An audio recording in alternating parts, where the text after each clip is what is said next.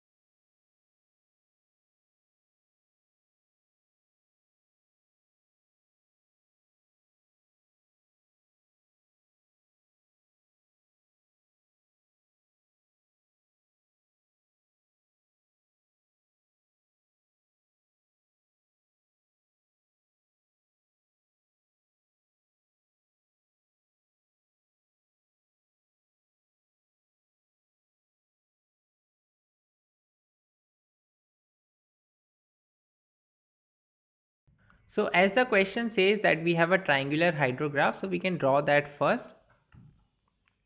And the peak is given as 30 meter cube per second, time base is 60 R, and peak is occurring at 20 R. So all that I've drawn here. Now we have to find out the rainfall excess that is given. I mean, we have to obtain the answer in mm. So here the only thing that we should know to solve this question is that area under the curve or area under the hydrograph gives the volume of runoff. Now because here we are talking about the direct runoff hydrograph, so it will give the volume of runoff, because in direct runoff hydrograph we remove the effect of losses and base flow.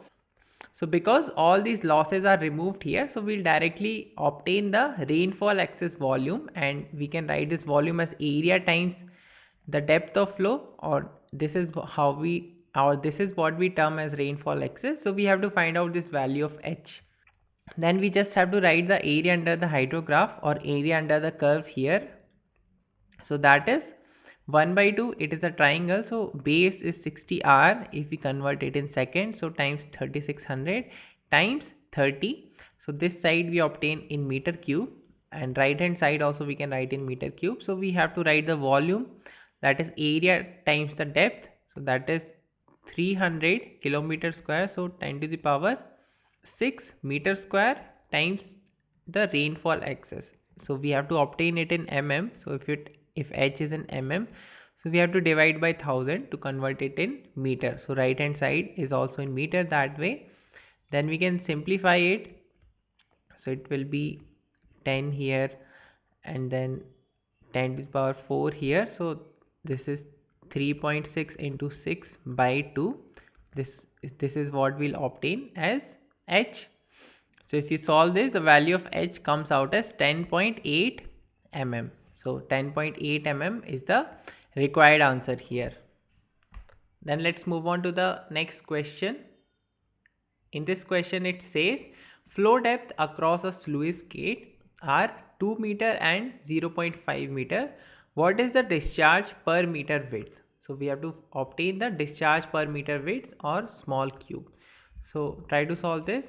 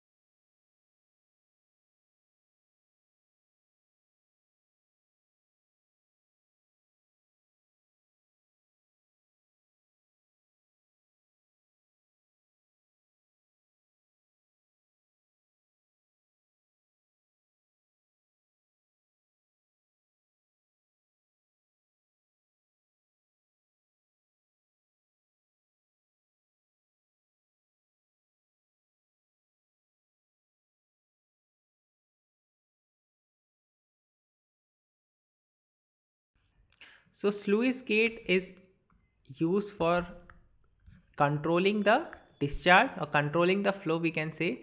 So on this side it says, on this side of the gate the depth of flow is 2 meters, and on the right side it is 0.5 meter, and we have to find out the discharge per meter width. So for this condition, what all we can write? First of all, we can write the continuity equation. So we can write a1 y1 a1 v1 is equal to a2 v2.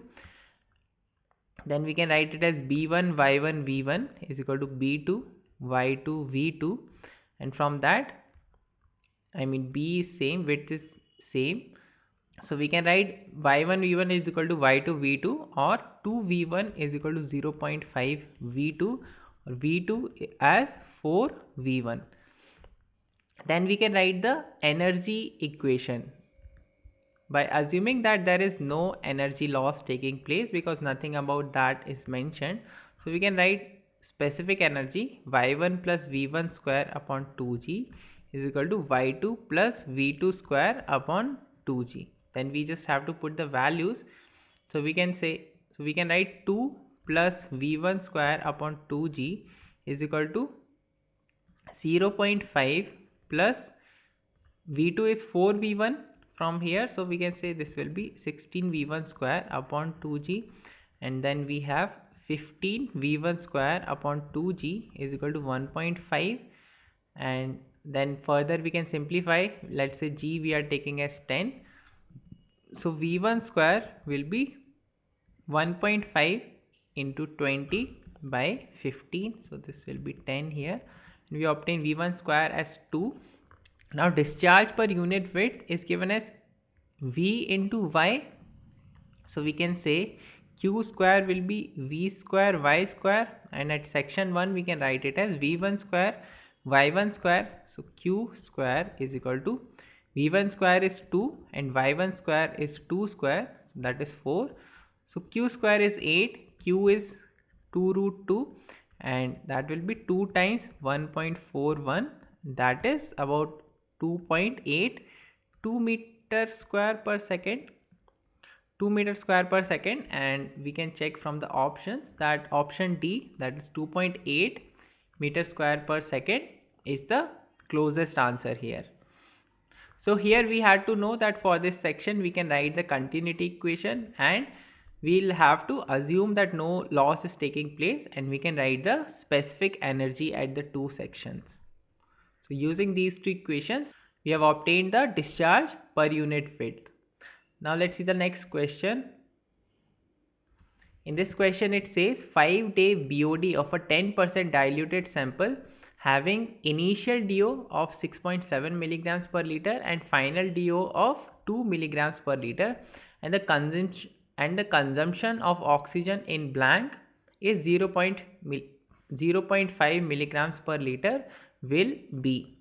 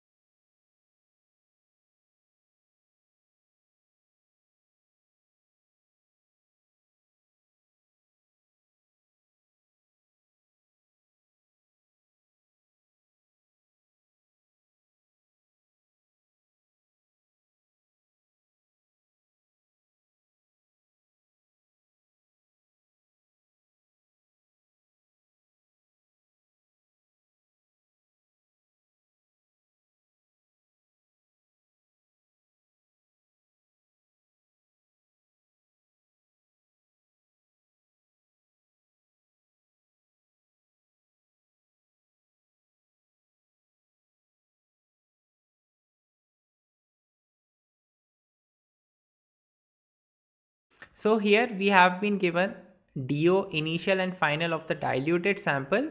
We can say of the mix, this DOD is given.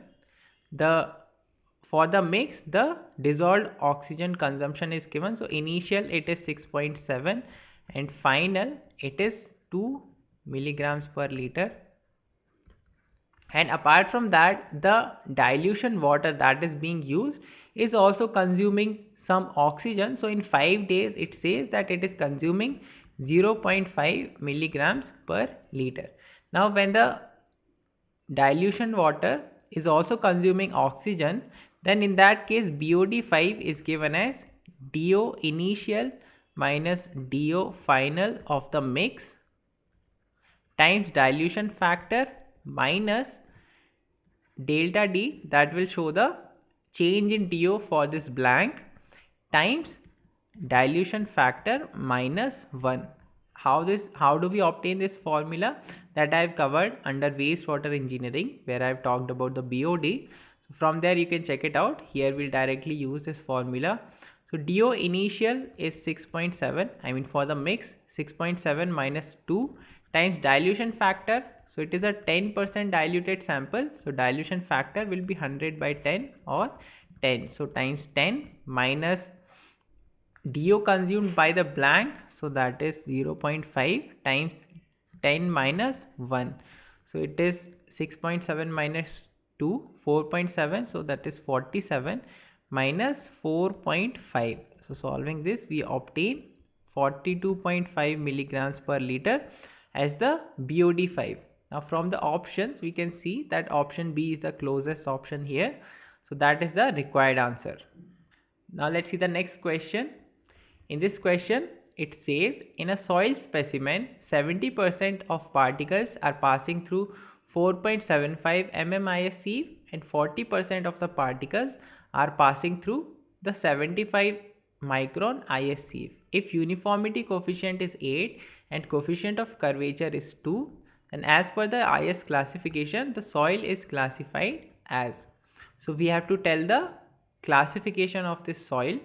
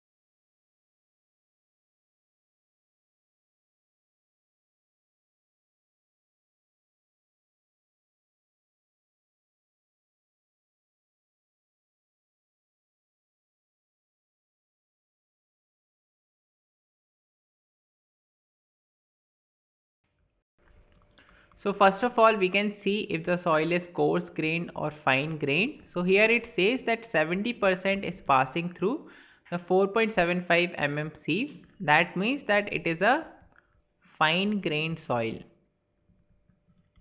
So we can say it will be a sandy type soil. Now apart from that, it gives the information about the 75 micron sieve also, and it says 40% passes through the 75 micron sieve. So it is definitely greater than 12%. So in that case, we should know about the liquid limit and plastic limit, and for the classification of the clay part, we need to check from the A line. But because none of that information is given, so we cannot do that part. So we'll focus on the sand part. It is a fine grained soil. Then coefficient of uniformity and curvature are given. So Cu is given as, Cu is equal to 8 and Cc is given as 2. Now for the well graded soil, if we talk about sand, so in that case Cu should be greater than 6, it should be greater than 4 for gravels and greater than 6 for sands, and Cc it should be between 1 and 3 for well graded. So we can see that both of these criteria are being fulfilled here. So from that, the option here, it is a, that the soil is a well graded sand. If the details about this clay part or the percentage passing through the 75 micron was further given, then we could do the further classification. But with the given data, we can only figure this much, and based on that, we can say option C is the closest answer. Then let's see the next question. In this question, it says the maximum strain at failure in the tensile reinforcement, for which Fy is 400 MPa, of RCC beam as per the limit state method is. So we have to find out the maximum strain at failure. So try to solve.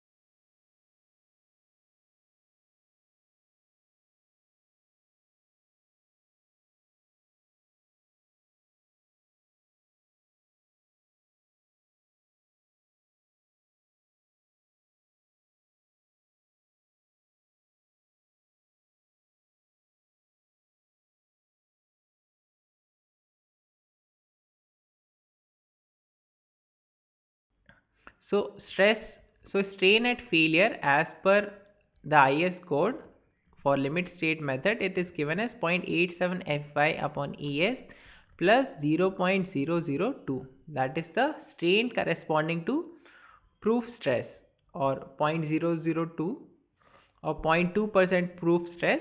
So from that, we just have to put the value 0.87 times 400 by 2 into 10 to the power 5 plus 0.002. That will be, here it is 200 and then it will be 10 to the power 3. So it will be 0.00174 plus 0.002, and that is 0.00374. That is the strain at failure for this reinforcement. From options, we can see that option C is the correct answer for this one. Then let's move on to the next question. Here it says a member ABCD is subjected to a force system as shown in the figure, and this is in static equilibrium. This is not mentioned, but I am giving this additional information that this member is not moving, it is at rest. Then the resistive force in the part BC is. So we have to find out the resistive force in the part BC here.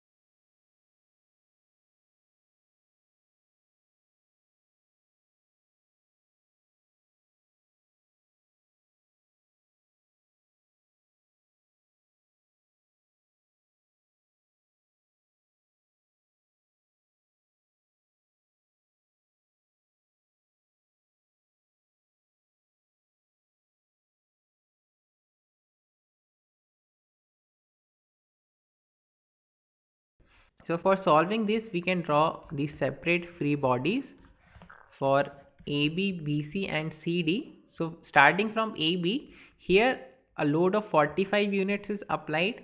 Now for this body to be in static equilibrium, on the other side also there has to be a load of or force of 45 units. Now if 45 is applied here, then here on section BC also it will transfer. Then on BC there are more loads, that is 365 and 450.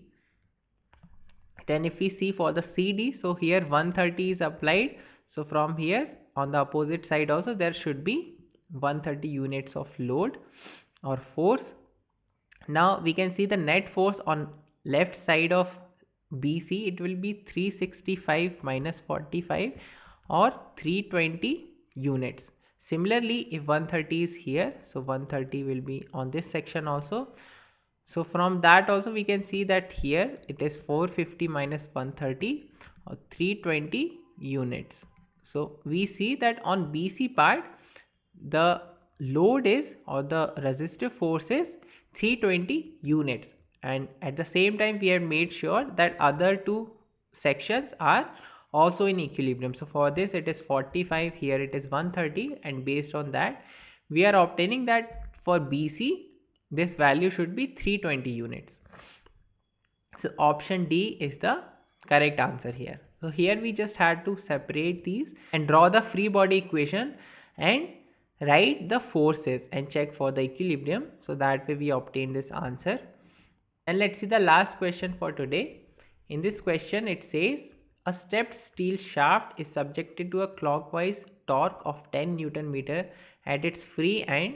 The shear modulus of steel is 80 GPa. The strain energy stored in the bar is. So for this stepped bar we have to find out the strain energy under torsion. So try to solve.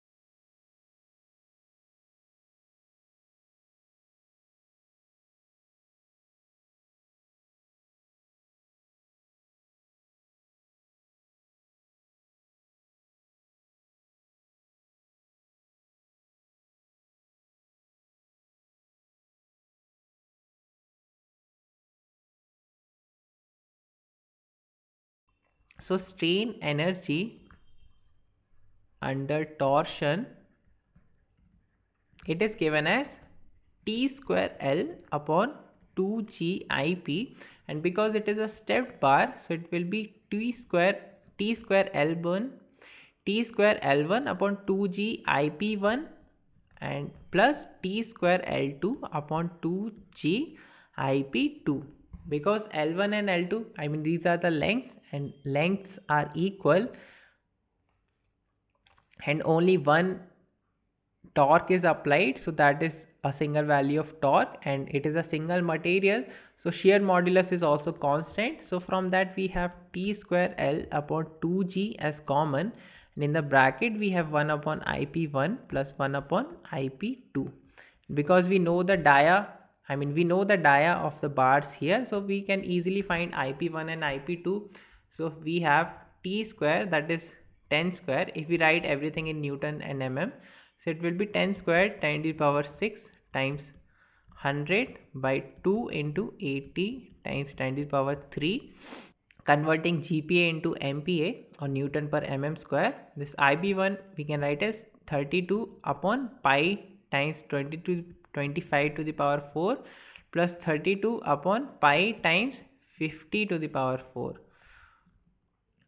Then we just have to solve this expression for obtaining the strain energy in torsion. So that comes out as 1.73 Newton mm. If you solve this, so 1.73 Newton mm, option A is the correct answer here.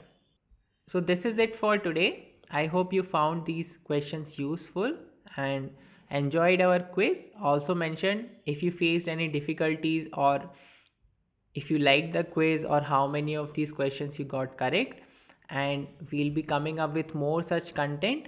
So till then you can also check out our website apsed.in and our app APSED from the Google Play Store for more free resources and our courses also. So we'll come up with a new quiz in the next week.